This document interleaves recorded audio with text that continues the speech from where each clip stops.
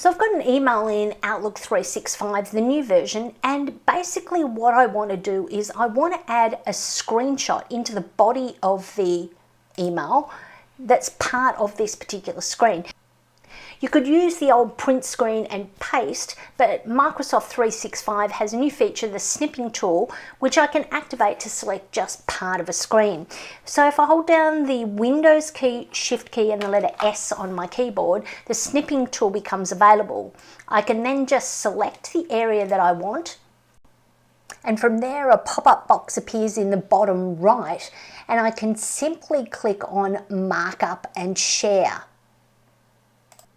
From here I can mark up this screenshot, and when I'm ready I can click the copy icon.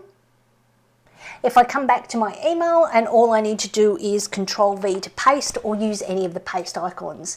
From there it's in as an image and I could resize it however I like. So that's how you insert a screenshot into an email in the new Outlook 365.